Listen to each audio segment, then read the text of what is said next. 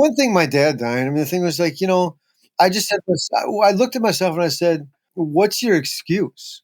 What excuse do I have? I'm better than this. I'm better than to have not done it. I wanted to have done it for him to see it while alive so he could experience that. And I feel like I let him down, not because, oh, he would have told me I let him down, because he never did that. But I feel guilty for that. And I think it's a healthy guilt. I just got to try to keep day by day to do the next thing that's going to be what I'm supposed to be doing.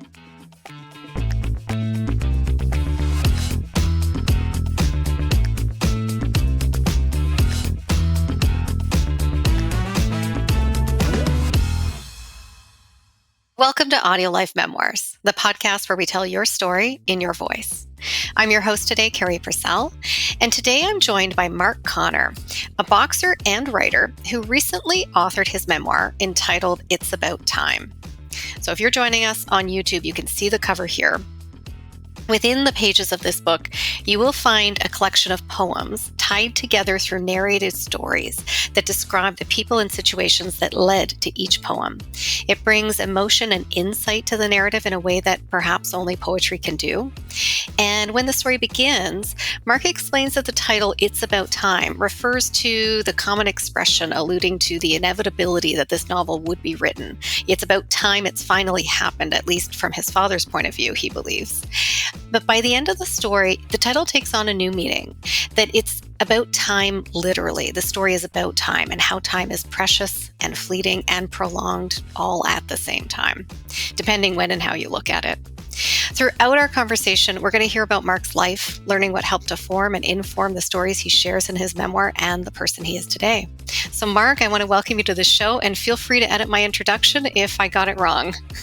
Well, I think that thank you. I appreciate it. So thank you very much. And no, I don't think you got anything wrong. That was a pretty good description of things. Good. Awesome. Well, we'll dig in more. I'm going to ask you sort of starting relatively chronologically about your life. I know at points we're probably going to dip back into stories from the book, maybe even some of the poems, if that fits into what we're talking about. But I always start these conversations pretty simple, usually the same way. And I ask you to start by telling us where you were born and if there's a story behind your name. So I'm from St. Paul, Minnesota. I was born in Minneapolis, Minnesota, and raised in St. Paul, Minnesota. I make a statement early in the book that I'm the product of a mixed marriage, which means my dad grew up across the street from St. Columba Catholic Church in St. Paul, Minnesota. My mom was from the Holy Rosary Parish in Minneapolis, Minnesota, and I call that a mixed marriage because it's the same someone from St. Paul and someone from Minneapolis, and some people on either coast might not get that as so much of a funny joke, but people in the Midwest do for sure. So that's where I'm from, in St. Paul, Minnesota. So the Twin Cities is a metropolitan area that it's kind of like we're all one area, but the two cities, St. Paul and Minneapolis, have very distinct identities and are very much we very much think of ourselves as from this city or from that city, but it's also we're close enough that the couple of portions where you can cross the border without actually crossing the Mississippi River, you might not realize that you're in the new city now. Gotcha. Good. Yeah. So great description there. And what about your name? Is there a story behind your name, your family name? Yeah. So on my father's mother's side, my middle name. So my dad's name was Robert or Bob. So my middle name is Robert, and I had an uncle, or it would be my great uncle who had died. That was my paternal grandmother's brother. So that was who my dad was named after. And so with both my brother and me, my mom told me that when she was pregnant with my brother, who was 13 days less than 1 year older than I am, that my mom said to my dad, what are we going to name our child? And my dad said, oh, we're going to name him David. And she said, what if it's a girl? I said, no, it's going to be a boy, and we're going to name him David.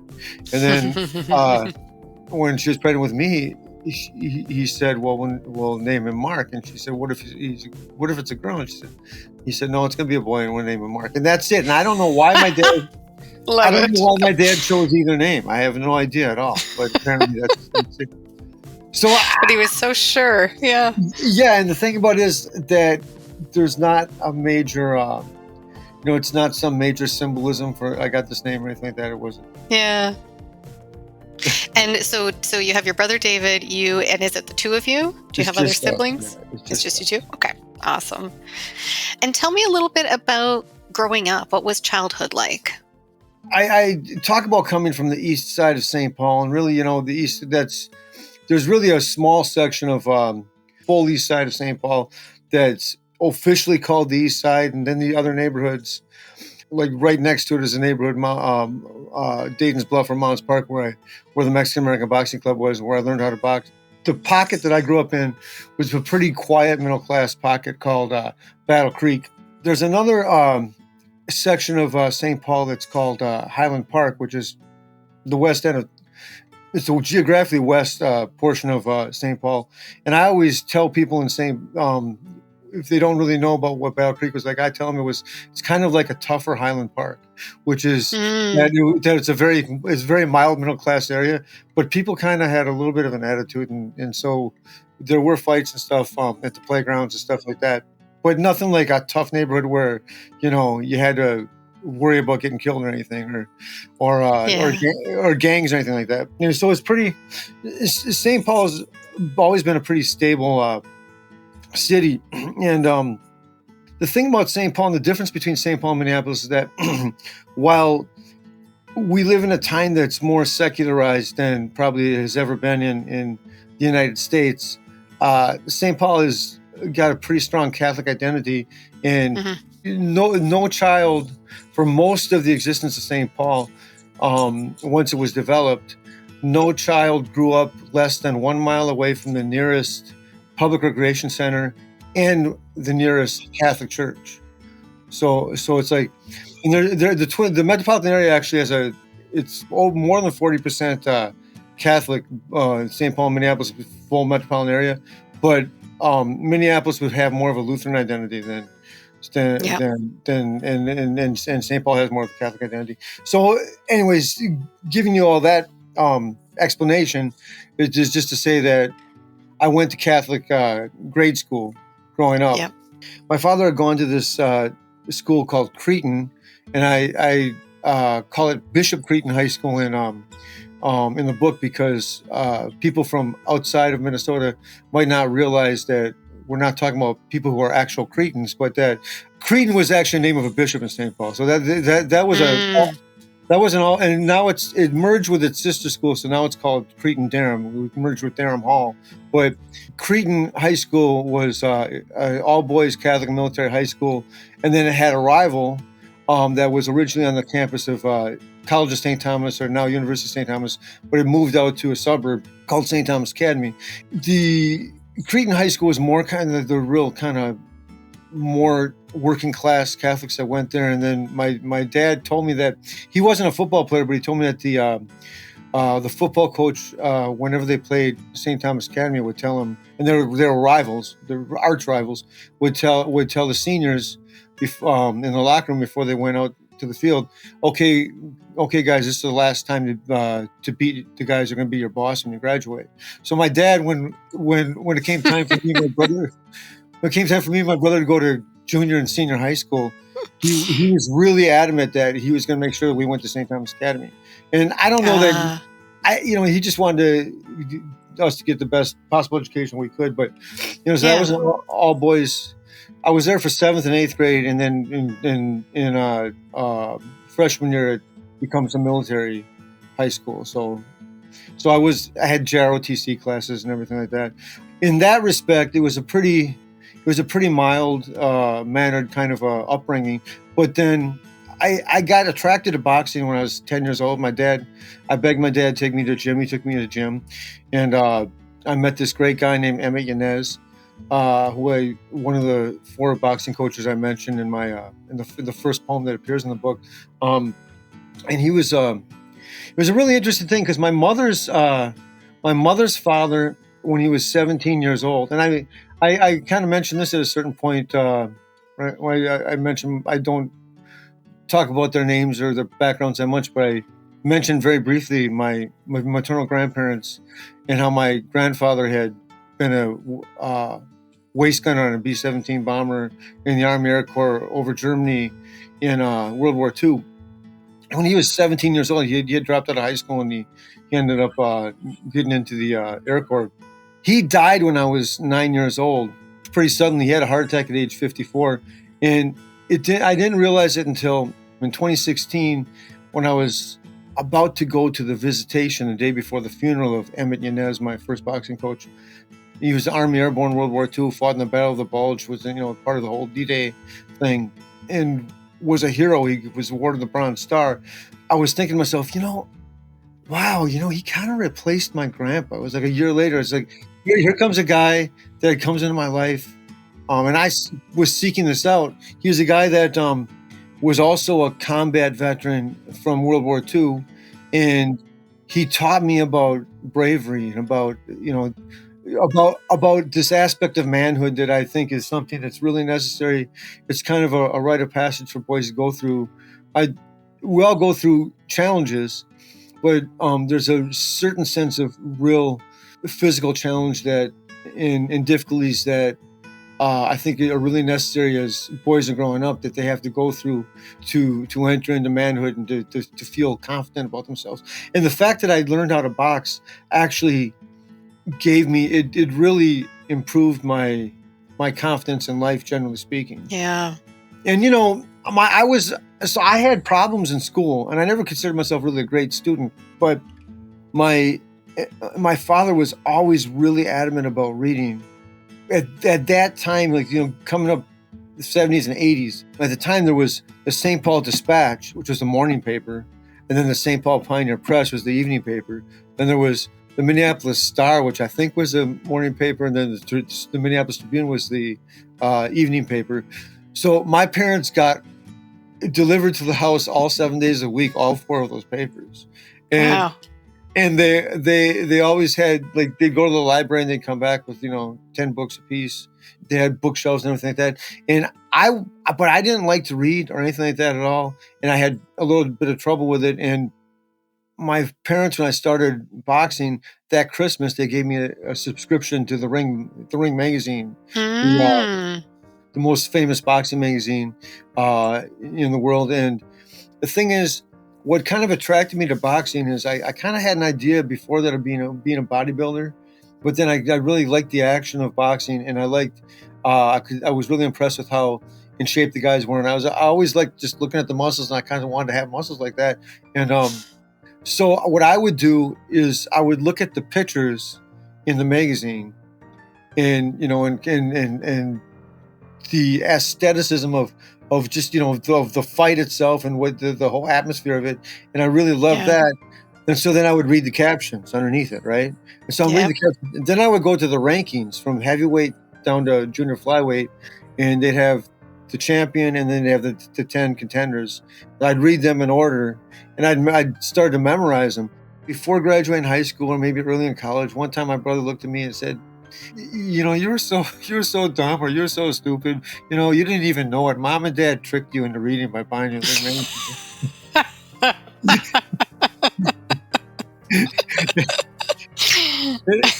and my dad even said it one time. I think he was, I don't know if you told me he said in conversation, I don't know if he ever said it to my son, we got him a subscription to Ring magazine. People think, don't let your kid do this. He wanted to box. I let him box. I got him a subscription to Ring magazine, and that's what got him to reading. And now he's got an English degree. So I love it.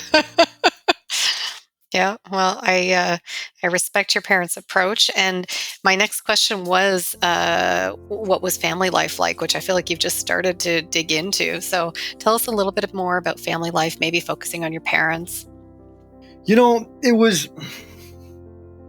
I didn't necessarily think it was ideal when I was growing up, but I would have probably had a lot of complaints about it because, I was a kid, and I saw TV or talked to other peers and stuff like that, and thought, yeah, I wish my dad was this way or that way, or my mom, whatever. But something that I always realized was coming back to home. There was always this comfort that was there. There was always this security. My dad may be gone for long periods of time, like get home really late at night and stuff like that, but he was working constantly. Like I said, we went to this St. Thomas Academy, and we weren't on financial aid. But my dad, besides being an independent insurance agent, was he worked like 17 hours a day. I mean, he would do other things. Like he did a part-time, like seasonally, he would do a little independent tax kind of thing with people that he knew, preparing taxes. He'd have nights he was calling bingo at the VFW. Oh, that's fun. And I was talking about one thing. He says, I was sending you guys to St. Thomas Academy. He says, I had to do whatever I could to make money for you guys. And then my mother, she had started out as a school teacher, and then she didn't really like teaching that much. And so she got a city job as she had city jobs in communications, the communications director for the civil defense.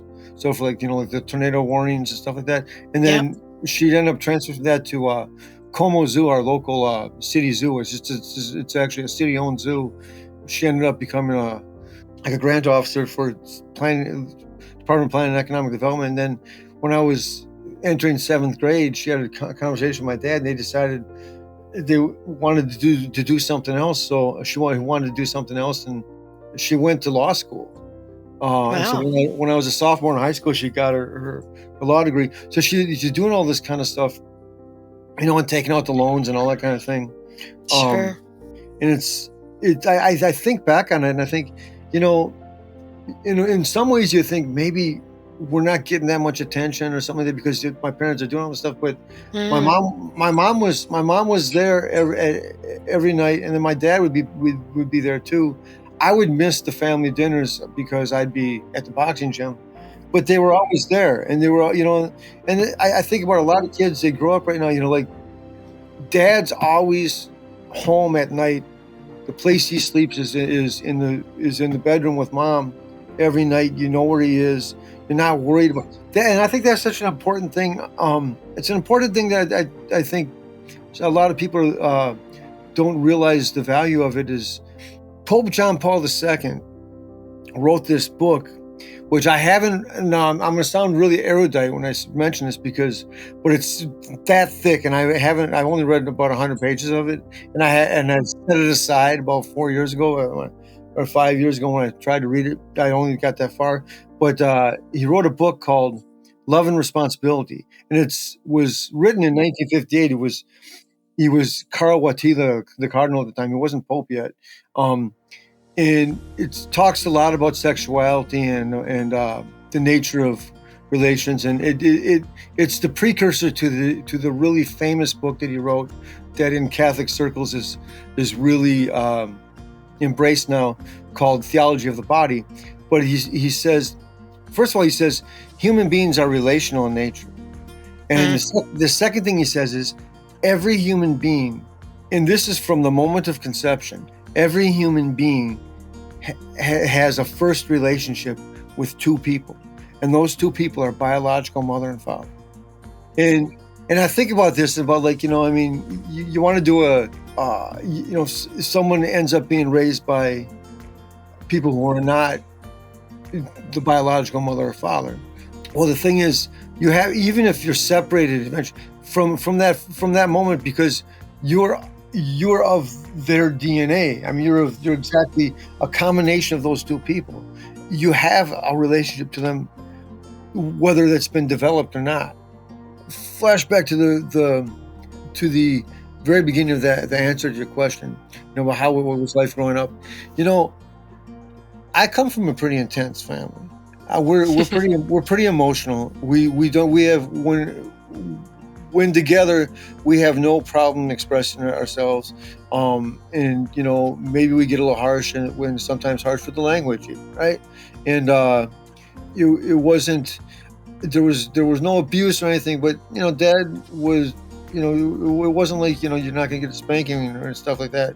But there was a strictness.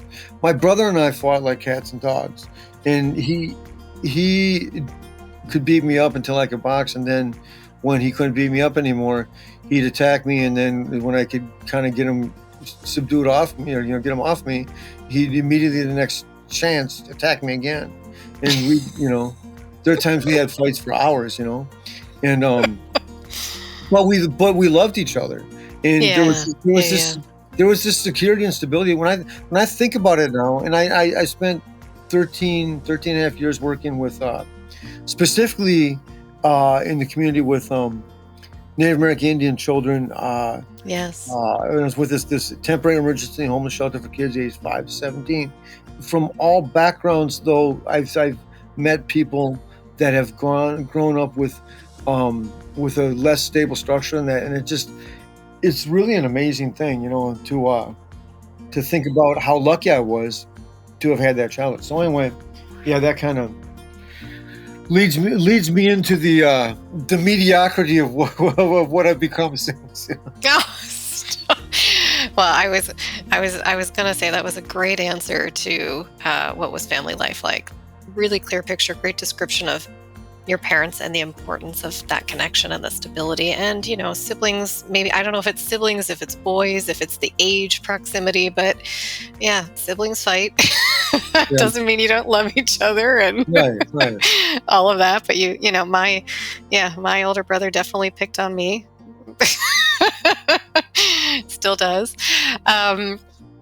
Yeah. So there's lots of threads I want to pick up on. We're definitely going to get into boxing, but I'm going to hold myself for a minute and let's jump into school. So tell us a little bit about, you said you said a little bit that maybe you didn't think you were the best student, or initially you weren't that interested in reading. What was school like? It was cool, man. I mean, it was, I mean, I had all the kind of anxieties that you'd have as a teenager and everything. I think St. Pascal's, or as we call it on the East Side, St. Pascal's, but St. Pascal Baylon was, just a parochial school. It's working class, middle class kind of kids, and but certainly not disadvantaged kids at all. There were a couple of nuns that still wore the habit and everything, but they were mostly, I only had a nun, Sister Dennis Neville. She was this tiny, short lady for first grade, and then it was all lay people that taught me through the sixth grade in our classes.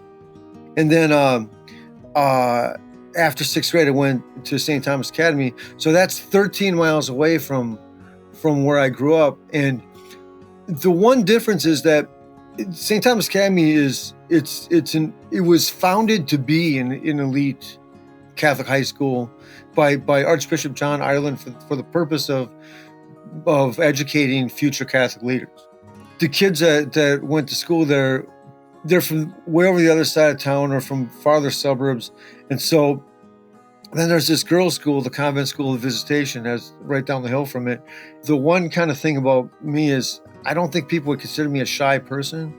I'm pretty extroverted, but I was really shy about the girls. And so St. Pascal's is such, it's so unique that some of the girls from my class in adulthood, back late 90s even, it was maybe early 2000s, started contacting everyone and having a periodic grade school class reunion. So cool. So it's really interesting that I mean, how many people do you know they have class reunions from grade school? And so No. When I think about it, I mean, we had really. That's an example of one area in St. Paul, but we have tight communities. Because I talk in the book about my father and when he died, and his best friends from grade school on, guy that he grew up with that drove me to the airport, got me a ticket and everything, so that I could get on the plane to go down to San Francisco, where my dad was on life support. And the guy that he grew up with, across from St. Columba. He went to he was an altar boy there. So then Bob Byrne taught him and his friend Mike Byrne Latin so they could be altar boys. And then when I went in, his friend Mike Byrne went to St. Thomas Academy, and then he was the assistant director of the middle school. So then when I went to that middle school, I'm being taught by this guy who grew up with my dad, social studies. And then when I'm in high school, freshman, sophomore year, his dad, Bob Byrne, who taught them Latin, was teaching me Latin. And it just connections, those kind of connections in St. Paul exist where, people's uncles, relatives, cousins, everybody knows someone associated with someone's family. You start talking to someone you just met, you can be on a bus and start talking to someone and say, which part of town you come from. I come from the east side, and where are you from? I'm from over West 7th, and then you start talking about people and everything, what street did you grow up on? And that is the difference between St. Paul and Minneapolis. You ask someone in Minneapolis, where are you from? Oh, I'm from Minneapolis. Where? Well, south. Like what? Why are you asking? But then St. Paul, what street you grew up on, do you know this guy, know that guy? Yeah. So that's kind of the way it is. Yeah. I should probably give you more canned answers because I'm taking up a lot of time with these long. I know. Well, it's up to you. I appreciate the answers because you're coloring a picture for us and helping us see some of those influences. And having read the book, I do get that sense of like people are very connected, right? So it's, you're maybe 1 degree or 2 degrees from knowing the same people, and in many cases having like quite a strong connection, right? Or that somebody who's connected to your father or your aunt knew them really, really well. We do get that sense in the book, but I think your answers are helping to bring that forward. Yeah. Yeah. So what about, throughout school, so you talked a little bit about kind of groups of friends and people still keeping in touch. Were there sort of key friends or relationships or people that stood out during those years? Probably the biggest influence on me outside of home and outside of mentorship or in the religious context of school was Emmett Yanez, my boxing coach. And then his protege, Bobby Zamora. There were some times at the gym when there were guys that were just a little bit better than I was, and maybe a couple years older, that were my weight, and I had to be sparring partners with them. And when Emmett said, I want you to spar, get in there and spar, you didn't say, well, I don't want to. It's like hard to give an excuse for it. Yeah. And I knew I'd get beat up, basically.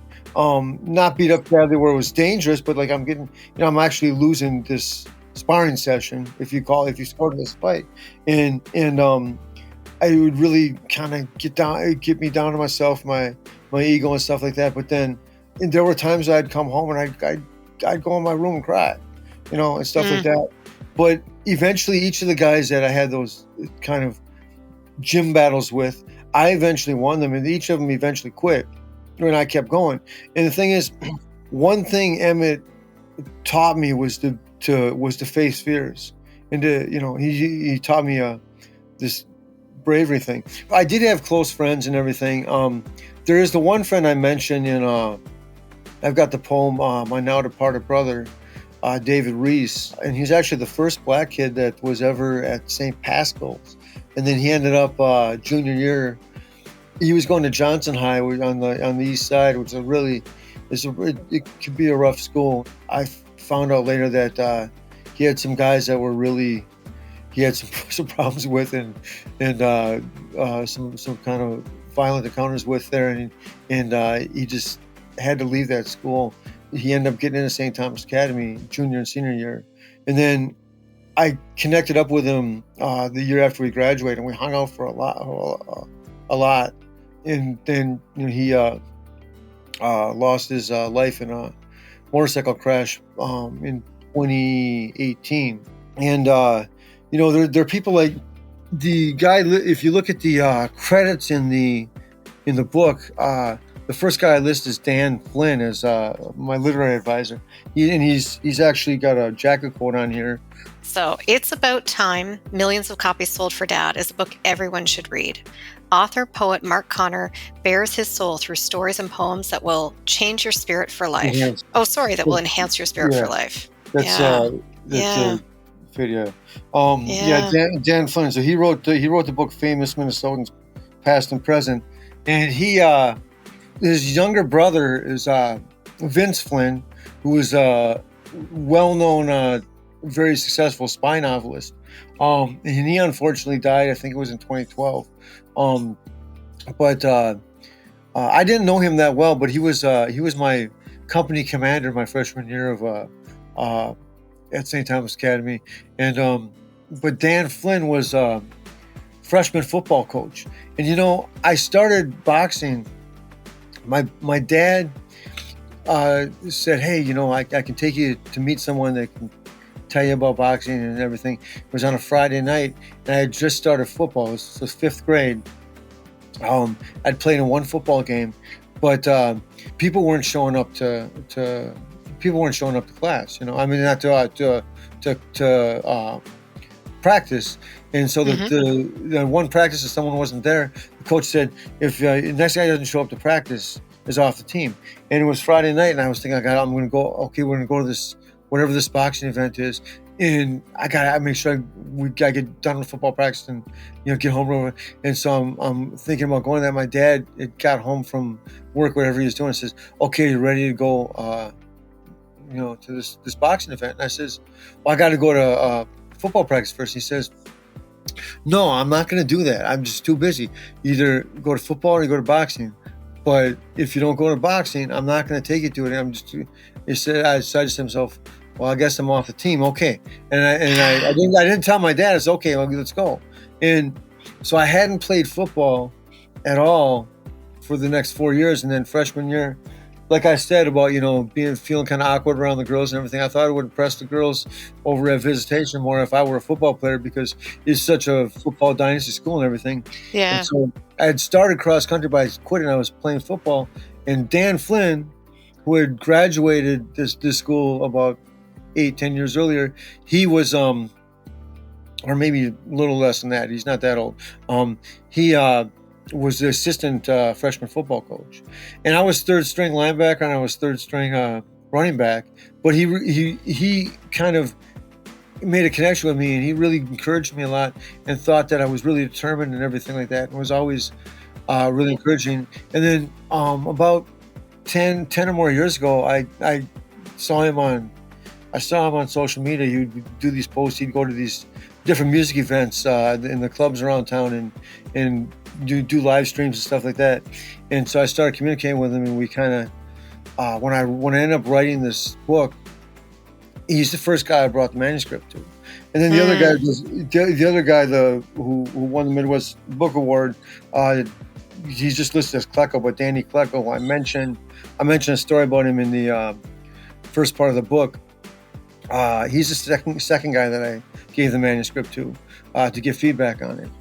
And so, anyway, so that's a guy who I think had a really positive influence on me, in high school at that time, my life and everything, And he says about you that you're a valuable resource that he steals from every chance he can get. Yeah, he always has a colorful way of explaining things. Yeah. He also calls you an inspiration. That's awesome. He's a pretty cool guy. Yeah, and a very good writer too. Yeah.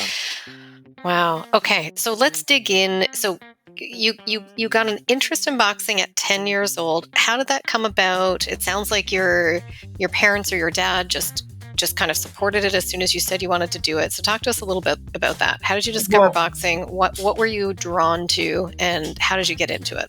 Well, in actuality, my mother was really upset that I wanted to box, and she and was against it. And I kept asking my dad, and I kept asking him, and finally I said, "There's got to be some place where you can take me? Yeah, I think I know someplace. I think I know a guy, and eventually got me to the Mexican American Boxing Club. So I got into it because when that first movie Rocky came out, my family didn't see it. We didn't see it. But then we went and saw Rocky 2 come in 79, come in 1980. The previous Olympics was when, Sugar Ray Leonard came out of there, Michael Spinks, Leon Spinks. Some people might not know some of these names, but those are some big names. There were a lot of real prominent guys that came out of that team. And so boxing was getting really popular on TV at the time. So I was seeing it a lot. Yeah. So I was really attracted to it. And I wanted to be an athlete or an actor or a rock and roll star or something like that, Makes sense. So it looked glorious and prestigious to me. So I just really, really wanted to do it.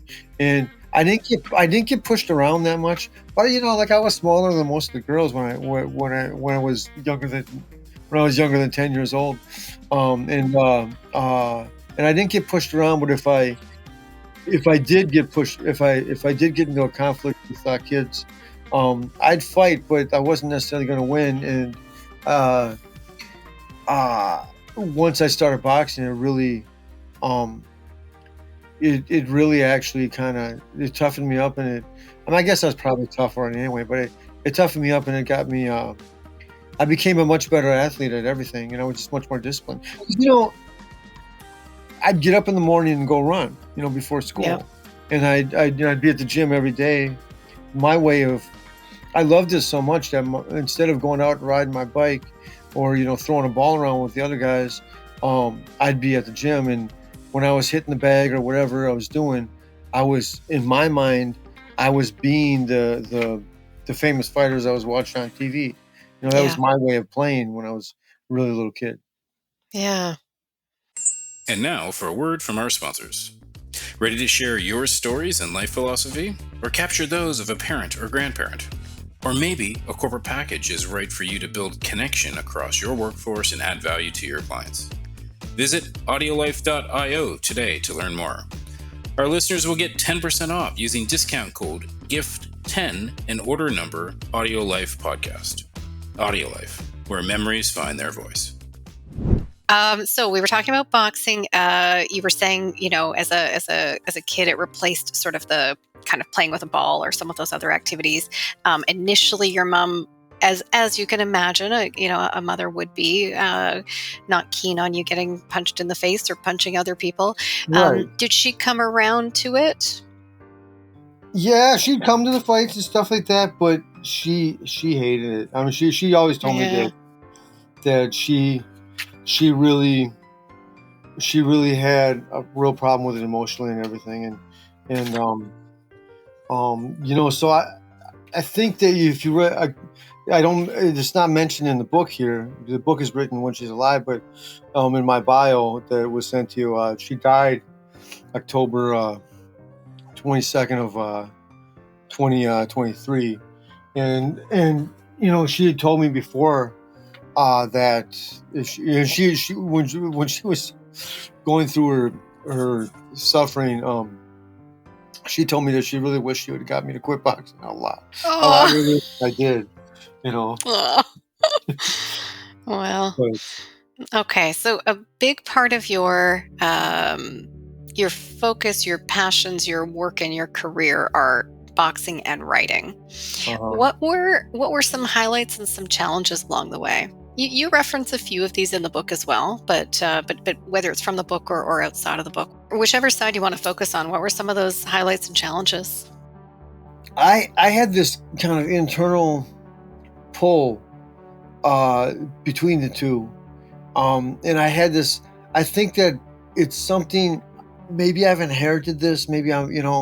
Maybe I don't know that my father, that my parents necessarily felt this way or anything, but I had this kind of internal kind of feeling that if I wasn't as an amateur doing it at the absolute top level, there wasn't going to be a justification to turn professional, because I wasn't going to make because you have to have a job when you start out, instead of and I actually internally I have this kind of self-criticism, like, well, I wasn't good enough. I mean, like, I wasn't good enough isn't like there's something wrong with me because I know I'm better than this. I should be performing at a higher level.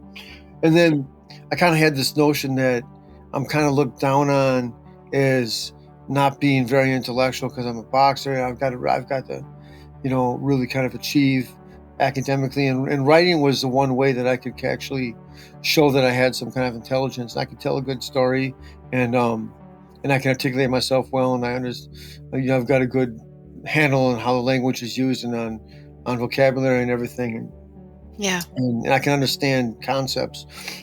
So when I went to the Olympic Training Center a couple of days after graduating high school, and I fought in the preliminary tryouts for the Pan American Games, and I lost. And I didn't have, I was going to say, like, if I could have gotten, to the semifinals, finals of the Pan American Games trials, or won the Pan American Games trials, made the Pan Am team for that year, I was going to say, okay, well, I'm not going to go to college this year. I'm going to take the year off. And I was going to be, trying to make the Olympic team in 1988. Well, I did. So then I started the first semester of college to say, okay, I'm not going to box now. And then I couldn't accept that. So the second semester I did box, and I lost a very close fight to a guy who actually went on to be. He went. If you remember, there was a TV series called The Contender, back in Tony or Anthony Pensanti, who he fought in that tournament and was on. And kind of became well known for that, and was a really successful professional boxer. And I actually fought some guys that had done pretty well. Gone on to world-class professional boxing, and I was sparring partners with a couple of guys became world champion. I was kind of close to that level. When I look back at it now, even though I hadn't won a national title or something like that, or been on the USA team, going ahead, one or two international fights, which I thought you should be at that level before you turn professional. I probably should have turned professional somewhere between the age of 18 and 21. I could have gone 5 or 10 years, and who knows what I would have done. But boxing is it's a skill or a trade. When you start out as a professional, you're still learning, and you increase your competition level and your risk level as you go. And it's something that I should have just accepted that, but I didn't have a way. I couldn't articulate that approach to it to myself in my mind because I didn't have the experience yet. I was, I didn't have that understanding, and no one had explained it to me. So, it sounds like you definitely have high expectations of yourself. Maybe even could be categorized as a perfectionist, right? So it sounds like you wanted to perfect it before. That's coming through. Well, so that's where it's about time. Kind of comes like I'm watching my dad die, and I'm saying, I haven't gotten married, I haven't had kids, and I haven't published a book. So, can I know that I've gone on and on with a lot of these answers. Can I throw some keep going textual examples? Can I keep going. Yeah, definitely. Like, this poem, "Life's So Simple," right? So you remember that. So you read the book. So at the end of chapter 1,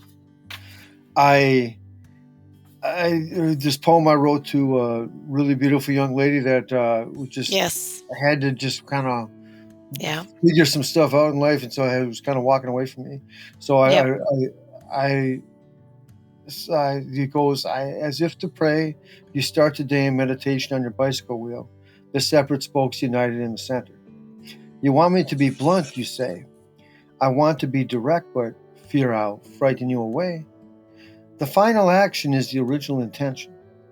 This statement is authentically true, not just my invention. My responsibility is to you, a comfort for my rest, a respect in my behavior, helping you to be your best.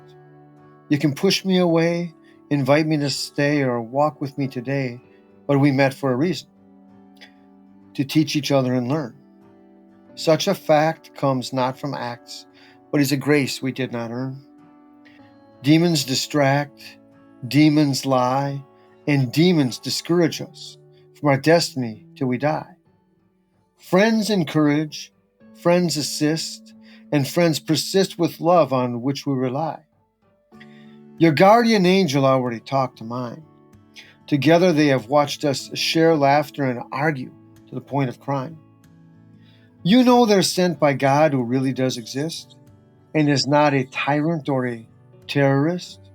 Rather, he is love, family, life, held in common at the core. You and I, specific spokes, united in the center, spinning round from place to place, and nothing more. There were some other poems I put together qualifying for appropriate inclusion in this book. I've always held myself, of course, to the highest of standards, never believing any of these poems ready for an attempt at publication. So I never tried, which is why I so embarrassingly title the story, It's About Time. Yeah. Dad challenged me once, as far back, I believe, as 2012, asking me why, by the age of 40, I hadn't published at least one book. If I really was a writer, as I asserted myself to be, I should have been able to publish at least 5 novels or other books by then. I told him to lay off, that there were legitimate reasons for current incompletion, and that literary success was on its way. But that was all an excuse. The real reason was a lie in my heart that my work is going to be great. I just needed time to concentrate, which is always delayed right now for the job, or the friend in trouble, or another excuse, which justified not trying. The truth is, I was scared, so I never dared. If this book, which can fall flat in its face, is never presented to the public, I'll never know if you, the reader, recognize my talent. If it does, in fact, fall flat in its face, at least metaphorically, I fall flat on mine. However, so what? It's about time.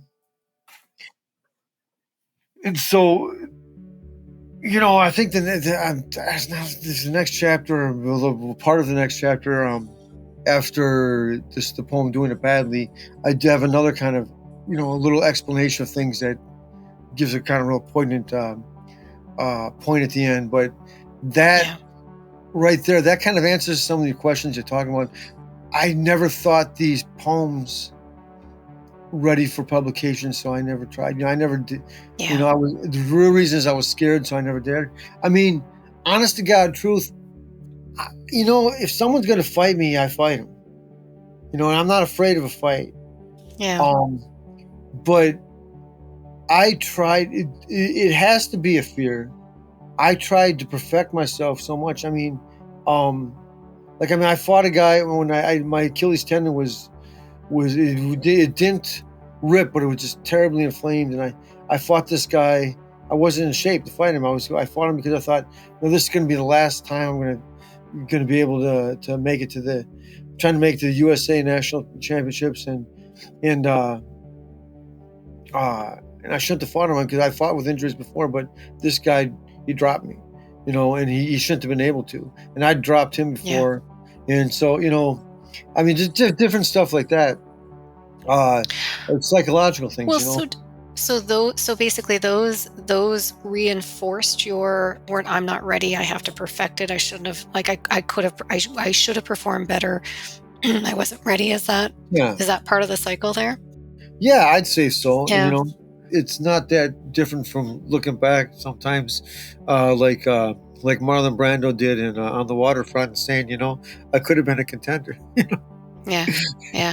Despite everything you've said, despite the title, despite everything I understand, why did you publish it now? How did you do it? How did I do it? Yeah. How'd you get yourself to say, and again, despite everything, you really, in that poem, and there were a few, that was one of the ones that really stood out to me. At the end of it, there's a few that still stand out, where it's like these really significant moments or realizations or people that have been in your life. Yeah.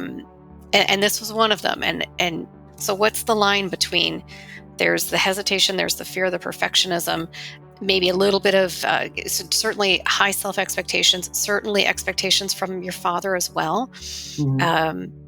And then somehow, even if it is about time, somehow this did come about. How did, Yeah, where was that line? Yeah. I always have big plans, you know? I mean, seriously, I'm a Yeah. real dreamer, and I'm dreaming of big, huge things I'm gonna do all the time. I mean, I'm 55 years old, and I'm telling you, I mean, I will admit that it's possible for it not to be in God's plan for me, right? But I intend to marry someone with whom I'm going to biologically have children, Yeah. and that's people look at me and say, "What, are you crazy?" I mean, what makes you think that, you know? But it's I think it's pretty natural that I think that way. I Yeah. don't I don't know that I necessarily take that I necessarily do everything I should that's the healthiest thing in the world. But I'm not a big drinker, and I do exercise. I've been an athlete. I'm pretty healthy. I don't eat terribly, but I plan to live to be over 100 years old. Now I don't know if that's going to happen, and anything could happen the next day. You got to be careful, but and you got to. I understand. A man's got to know his limitations, as Clint Eastwood would say. But I always plan on doing things. So I plan on writing more. I have stuff I've been working on and stuff I've been trying to perfect. And the thing is, the one mentality I do have though is, I've been a boxer and I was serious about it. I To really do it and to really succeed at it. Um, you have to have time to do it. You have to be able to concentrate on it, and you have to do it consistently. And so, one thing is, I have a concentration issue. I have to get a lot of stuff cleared away so I can concentrate on something and do it to the degree that I want to get it done. So there are a lot of projects that I've started that haven't been completed, and things that just am working on slowly. And where's that line? I'm not quite sure Yeah. What was where it is. what pushed you over the finish line on this one? What Well, got for this one one out? thing, my dad died. I mean, the thing was like, I just Yeah. said this, I looked at myself and I said, what's your excuse? What excuse do I have? Yeah. It's like, it's ridiculous. I'm better than this. I'm better than to have not done it. And I wanted to have done it for him to see it while alive, Of so he course. could experience that. And I Yeah. I feel like I let him down, not because, oh, he would have told me I let him down, because he never did that. But Yeah. I feel guilty for that, and I think it's a healthy Yeah. guilt that I Yeah. feel. Yeah. And I so get that. I just got to try to keep day by day, just making the choice to do the next thing that's going to be what I'm supposed to be doing. Yeah. Thank you for that answer. Okay. So before I move into, I've got just a couple questions, but before I move into those, I want you to speak a little bit. You certainly do in the book, but talk to us a little bit about the role of Catholicism in your life. Seeing my dad there on life support, and then and seeing him there, and then 10 days later, he dies. I'm praying over him with my mom. There's a certain point between 2003 and 2007. I had been working on call at Young, which means our home in Ojibwe. That's the Native American homeless shelter for kids where I had worked. So I Yeah. wasn't working there regularly, but then I kind of went back to working there regularly as their part-time weekend overnight. And then during the week, I was trying to build a personal training business. I was trying to get writing assignments. I was trying to work on fiction, and then secretly trying to train and have a few professional fights before I let it go. I used to go to these sweat lodges at the Prairie Island, Dakota reservation. In 1995, I'd grown up Catholic, and had been Catholic my whole life. And then I met this Irish American poet who's a Mississippi River barge hand worker, Kevin O'Rourke. in his 40s. I'm in my 20s, and he kind of became a friend of me. We talked a lot about literature and, and poetry and everything, and novels and so forth. And Darwin Strong, my friend, who I knew, whose wife was the executive director of Onda Young when I worked there, took me to the Sundances in Pine Ridge Reservation. I found a similarity, and for all the people out there, for like especially the really committed Catholics, and for the hardcore, fundamentalist Christians and everything. Don't worry, I'm still a Christian. Don't worry about it.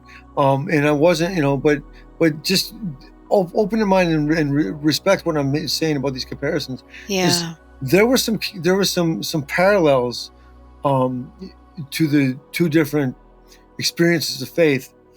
I was kind of getting to the point where I was kind of starting to reject Catholicism and just embrace the Native American way. But what made me comfortable in that circle was the conceptual perception of God that was similar to Christianity. Really, I mean, the point where I call it the point of merger of difference and unity. Yes, exactly. Yeah. So I had gone to these sweat lodges every Friday for a while, and I still went to mass on Sundays, but I was sometimes kind of skipping mass, stuff like that. And I couldn't go anymore because Friday nights, it's like, I came like 30 some miles away from where I live. And they'd go into the sweat lodge just before 11 o'clock, and I had to be at work at 11 o'clock. So I wasn't going. And sometimes I was missing mass. I said to myself, what am I doing? I have to have a weekly religious thing. And really, according to my religion, I'm supposed to make it to mass every Sunday. So I decided to start doing that again. And I kind of had this re-embracing of my Catholic faith at that time. What I realized was I was looking for something intensely mystical, and I didn't realize that it was already there in my Catholic faith. Interesting. It was already there. And so, yeah, that was it. So, how did it influence everything? I mean, it kept my family together. Like I have the one story about my mother's near-death experience when my parents were following the footsteps of St. Paul between Turkey and Greece. Mm-hmm. Mm-hmm. And I don't want to I want to get people. It's about time. Mine's a copy so for that. You can go to boxersandwritersmagazine.com/books and you can get it, because the thing, I'd like people to read this story. So I don't want to tell the whole. I don't want to tell the whole story, but there's a story about my mother almost dying, and my dad. Our family patron saint is Saint Jude, and so there are different things that happen in that story that I'd love the listener to be able to read, because it would take too long to read it now and everything. But it's absolutely worth reading. The whole book, but that story is worth reading. And I will say as well, it's a very gratifying reading experience, because while you get to explore and feel and interpret poetry, it is very cool and reassuring to have the author tell you what it means or what it's based on or who it's about, right? Which you often don't get with poetry. So just a little hint at kind of the reader's experience as you go through it. My whole thing was like, so that Danny Klecko had told me a few years earlier, you got to get a chapbook published, man. Get a chapbook. You got really good poetry. I'm like, yeah, but I'm trying to work on a novel. Forget the novel for now, man. Just right now, you got to get this book. And so so then I'm like, oh man, I got to get a book done. Well, I'm just going to get one done. I don't care if it's just published just locally and no one else ever reads it. I'm going to get one done, because then I've got it done. Then I can work on my own stuff. And that was one of the things my dad told me, is you got to let go of stuff so you can work on the next thing and just see what happens. But I said to myself, yeah, I'm not going to just write a book of poems. I got all these poems I can put together, but I got to tell this Yep. story. So Yeah. I just injected the poems in there. And so I think it works better that way. But, and I wanted to, it's not fiction, so it's not a novel, but I wanted to Yes. write it kind of in that format. Yeah. That's how I think it's pretty cool, man. Yeah. I'm glad I'm on AudioLife right now because I need to get the word out to people so they can get it. Because right now you can only get it online. There's one store in the city of St. Paul called Irish on Grand, which has it and has sold a few copies of it, but they're out of the blue. I just found out that they announced a couple of weeks ago that they're closing at the end of March, which is really sad, disconcerting. So I got to start barting around and start, hustling this thing to some stores. Yeah. Yeah. No, I know it's, you want to hold the physical copy. It's awesome to see it on a shelf or on a table. But I was able to order it to my door online, nice and easy. Well, So that's great. that's how I got it. And, the last time I did a big, right after Christmas, I went to a very, very large bookstore in Toronto near me. And I had a list of things I was looking for and, walked around, loved all the displays, went to the computer, which I was glad they still had, searched the books I wanted, and 95% of the books I wanted weren't in the store. I could order them from the store. So, maybe my taste was a little bit obscure. I won't blame the bookstore per se, but yeah, we can find it online. We just have to get the word out.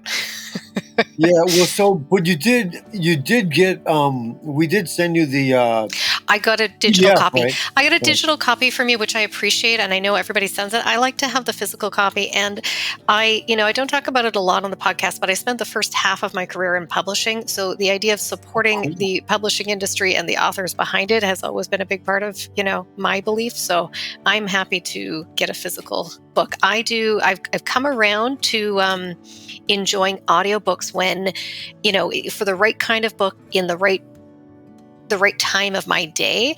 But I find depending on the type of book, even the audiobooks, I'll end up ordering the hard copy because I need to leaf through it. I don't know if this will hurt you as the author. I do a lot of flags, but in yours, I did a lot of dog ears. So I've got all the notes that I want to keep. So anyway, that's how I like to experience my literature still.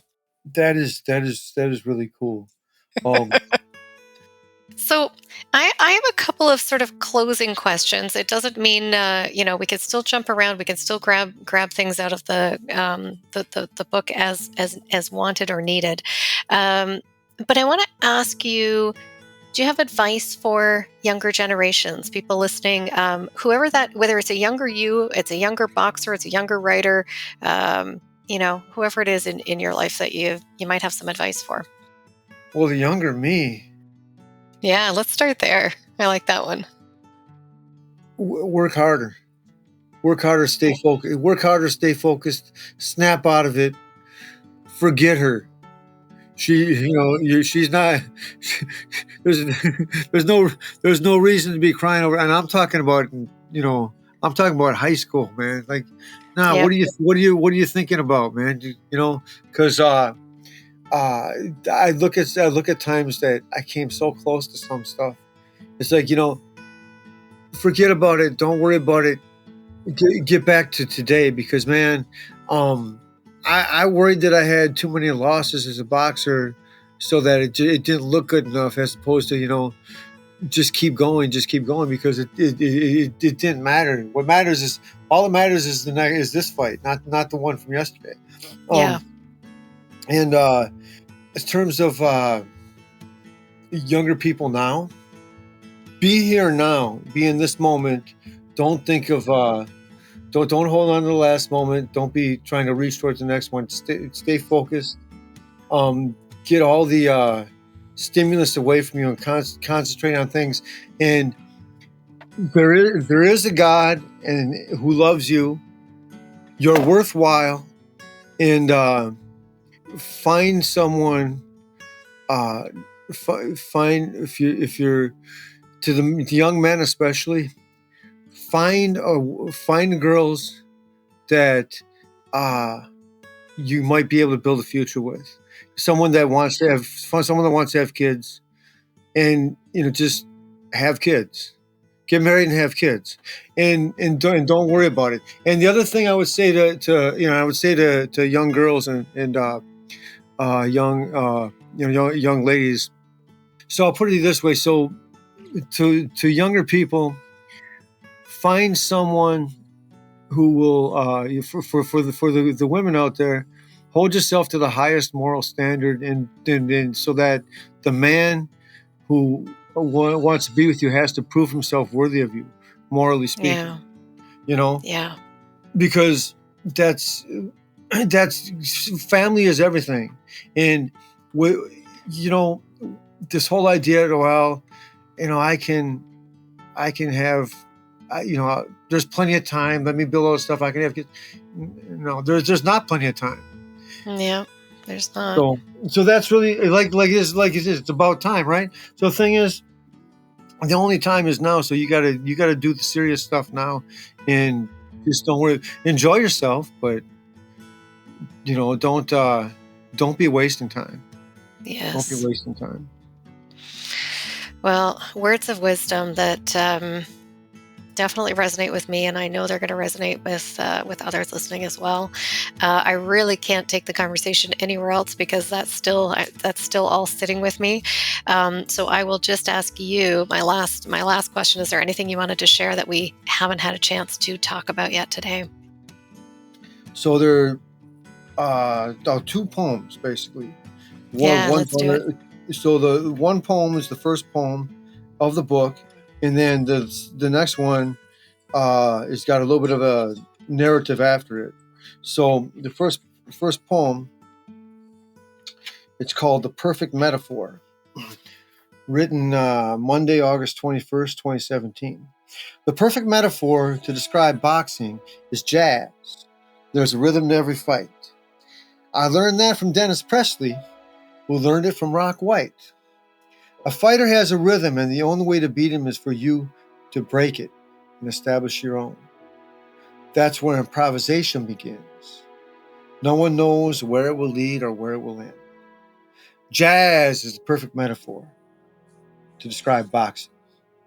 Every fight has its rhythm, upon which is added improvisation.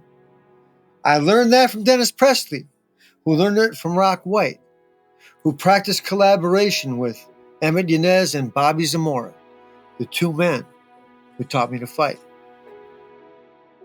Then the last thing I'd like to close with, this poem called Doing It Badly. Doing It Badly, written Saturday, April 21, 2018. I wrote this, I was in Reno, Nevada at the time. Anything worth doing is worth doing badly, G.K. Chesterton would say. His most redeeming quality as an Englishman was his support for Irish freedom.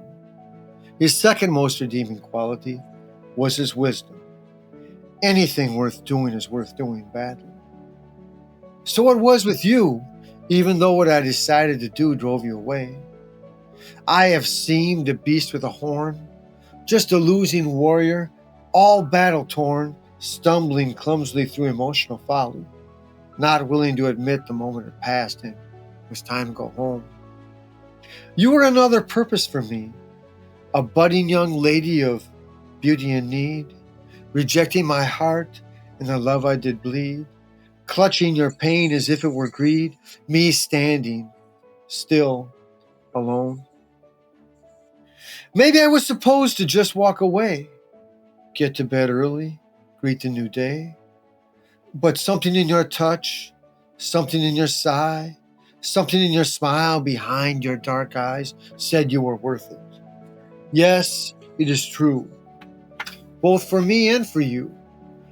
Anything worth doing is worth doing badly. Doing it badly is a great concept from G.K. Chesterton. It is so true. Anything worth doing is definitely worth doing badly. Think of how much God loves you. Okay, I understand we think so little of ourselves sometimes that we can't imagine people really loving us to the point of giving us everything, especially those whose relationships with their parents are really fractured.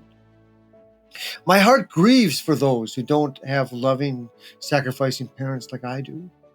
I understand then if you struggle believing the creator of the universe loves you with that sacrificial love.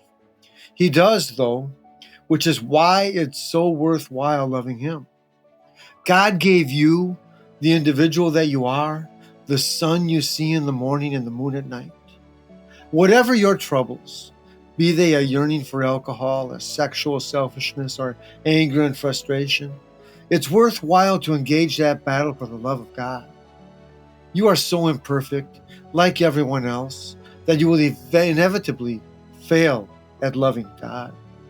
But a perfect father accepts a child's love at the child's capacity, not his own.